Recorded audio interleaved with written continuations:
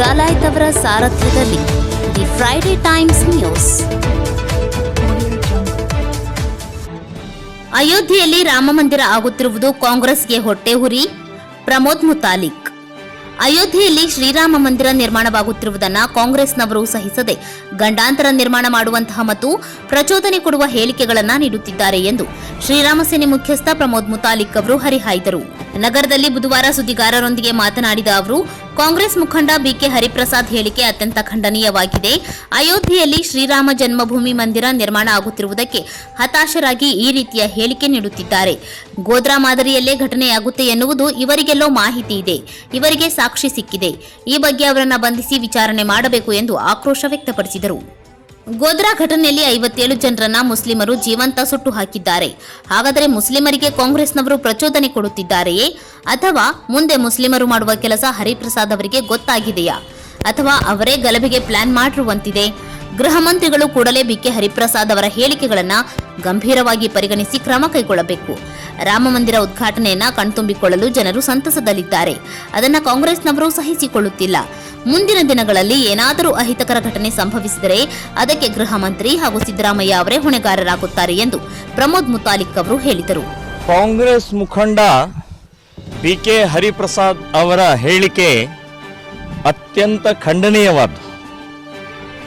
ಗಂಡಾಂತರ ನಿರ್ಮಾಣ ಮಾಡುವಂಥ, ಪ್ರಚೋದನೆ ಕೊಡುವಂಥ ಈ ಸ್ಟೇಟ್ಮೆಂಟ್ ಇದು. ಇವತ್ತು ರಾಮ ಜನ್ಮಭೂಮಿ ಅಯೋಧ್ಯದಲ್ಲಿ ಜನ್ಮಸ್ಥಾನದ ದೇವಸ್ಥಾನ ಆಗ್ತಾ ಇರುವಂಥದ್ದು ಇಡೀ ಕಾಂಗ್ರೆಸ್ನವರಿಗೆ ಹೊಟ್ಟೆ ಉರಿತಾ ಇದೆ.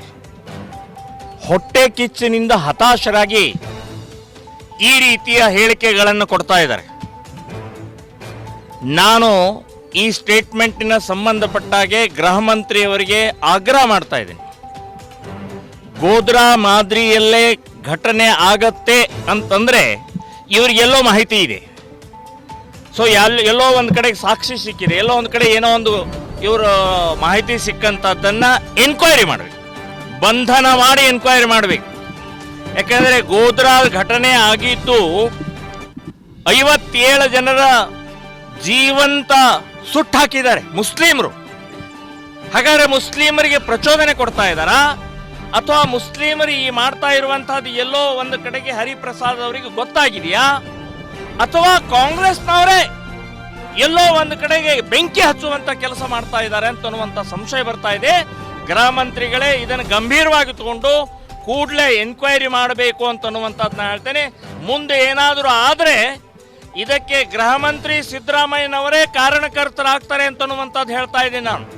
ಸೊ ಬಿಕೆ ಹರಿಪ್ರಸಾದ್ ಅವರ ಈ ಸ್ಟೇಟ್ಮೆಂಟ್ ಸಂಬಂಧಪಟ್ಟಾಗಿ ಇವರು ಎನ್ಕ್ವೈರಿ ಮಾಡಲಿಲ್ಲ, ಅದಕ್ಕೆ ಗಲಾಟೆ ಆಯಿತು, ಗಲಭೆ ಆಯಿತು, ಸುಟ್ಟು ಹಾಕಿದ್ರು ಅಂತನ್ನುವಂಥದ್ದು ಬರುತ್ತೆ.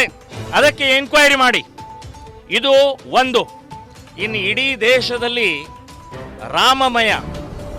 ರಾಮನ ಜನ್ಮಸ್ಥಾನದಲ್ಲಿ ದೇವಸ್ಥಾನ ಆಗ್ತಾ ಇರುವಂಥದ್ದು ಇನ್ನೂ 20 ದಿನ ಇದೆ.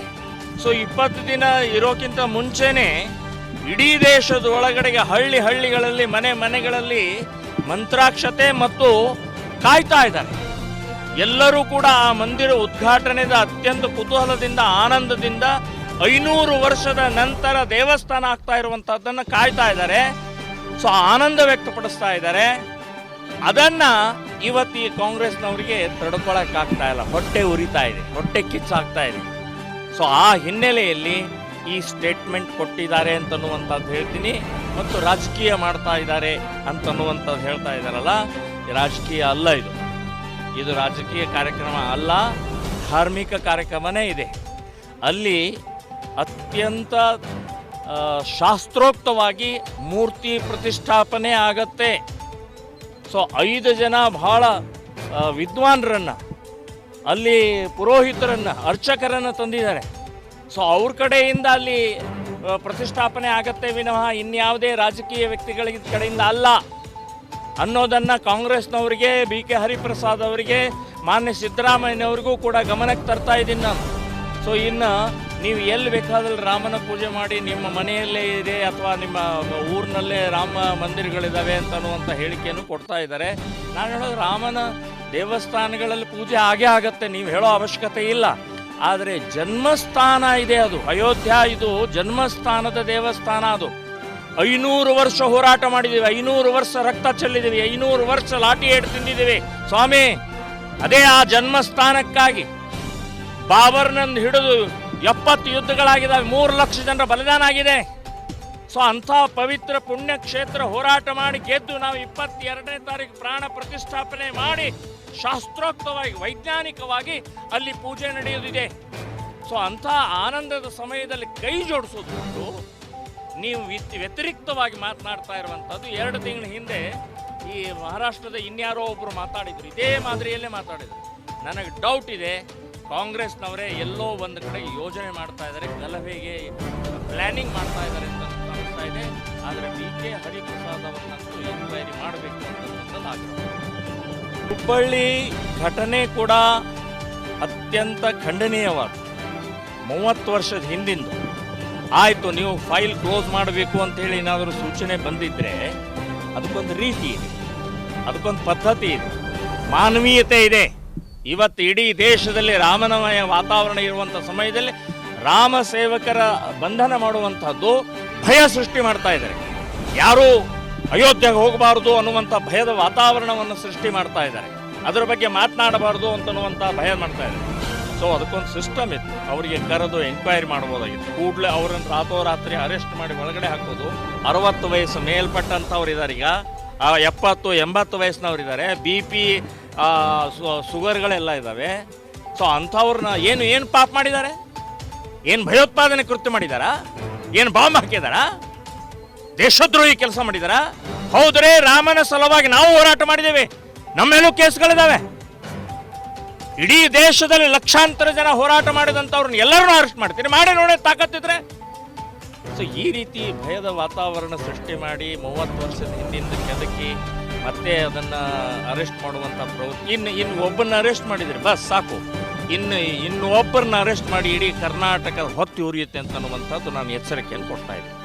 ನೋಡಿ, ಅವರು ಹೋರಾಟದಲ್ಲಿ ಭಾಗವಹಿಸಿದಂಥ ಆರೋಪಿಗಳು, ಅಪರಾಧಿಗಳಲ್ಲ. ಅಲ್ಲಿ ಇರುವಂಥ 3 ಜನರಿಗೆ ಬೇಲ್ ಸಿಕ್ಕಿದೆ. ಸೊ ನೀವು ಕ್ಲೋಸ್ ಮಾಡಬೇಕಾ? ಅವ್ರನ್ನ ಗಲ್ಲಿಗೇರಿಸ್ಬೇಕಾ? ಆಯಿತು, ಕೋರ್ಟ್ನಲ್ಲಿ 30 ವರ್ಷ ಏನು ನಿದ್ದೆ ಮಾಡ್ತಾ ಇದ್ರಾ? ಏನು ಕತ್ತೆ ಕಾಯ್ತಾ ಇದ್ರಾ? 30 ವರ್ಷ ಆಯ್ತಲ್ರೇ ನಿಮ್ದು. ನೀವು 2 ಸಲ ಮುಖ್ಯಮಂತ್ರಿ ಆಗಿದ್ರಲ್ಲ, ಅವಾಗೆಲ್ಲ ಯೋಚನೆ ಮಾಡಬೇಕಾಗಿತ್ತಲ್ಲ. ಈಗ ಒಮ್ಮೆಲೆ ಯಾಕೆ? ಈಗ ಒಮ್ಮೆಲೆ ದೇವಸ್ಥಾನದ ಉದ್ಘಾಟನೆ ಸಮಯದಲ್ಲಿ ಯಾಕೆ ಇದು? ಸೊ ಅದಕ್ಕೊಂದು ರೀತಿ ರಿವಾಜು ಇಲ್ಲದೆ, ಪೊಲೀಸ್ ಡಿಪಾರ್ಟ್ಮೆಂಟ್ ಯಾವ ರೀತಿ ಮಾನವೀಯತೆ ಇಲ್ಲದೆ ಕ್ರೌರ್ಯದಿಂದ ವರ್ತನೆ ಮಾಡ್ತಾ ಇರುವಂಥದ್ದು ಅವ್ರಿಗೆ ಸೂಚನೆ ಕೊಡಿ ಅವರಿಗೆ. ಇಲ್ಲಾದರೆ ಕಾಂಗ್ರೆಸ್ನವ್ರು ಮಾಡ್ತಾ ಇರುವಂಥ ಹಿಂದೂ ದ್ರೋಹಿ, ಮುಸ್ಲಿಂ ಅಪೀಸ್ಮೆಂಟ್, ಮುಸ್ಲಿಮರ ಓಟಿಗೋಸ್ಕರ ಏನು ಬೇಕಾದ ಮಾಡ್ತೀನಿ ಅಂತ ಅನ್ನೋದು ಬಾಬರ್ನ ಪರವಾಗಿ ನಿಂತ್ಕೊಂಡ್ರು ನೀವು, ರಾಮನ ಪರವಾಗಿ ಅಲ್ಲ. ರಾಮ ಒಬ್ಬ ಕಾಲ್ಪನಿಕ ಇದ್ದ, ರಾಮ ಕಟ್ಟುಕತೆ ಅಂತ ಹೇಳಿ ನೀವು ಅಫಿಡವಿಟ್ ಕೊಟ್ಟಿದ್ದೀರಿ ಸುಪ್ರೀಂ ಕೋರ್ಟಿಗೆ. ಸೊ ಹಾಗಾಗಿ ಹುಬ್ಬಳ್ಳಿಯ ಆ ಘಟನೆಯನ್ನ ಕೂಡಲೇ ತಡಿಬೇಕು. ಏನು ಕೋರ್ಟಿನ ಪ್ರೊಸೆಸ್ ಇದೆ ಆ ಪ್ರಕಾರ ಮಾಡಿ, ಆದರೆ ಮಾನವೀಯತೆ ದೃಷ್ಟಿಯಿಂದ ರೀತಿ ರಿವಾಜು ಒಂದು ನಿಯಮದ ಇಟ್ಕೊಂಡು ಮಾಡಿ. The Friday times news Gadag.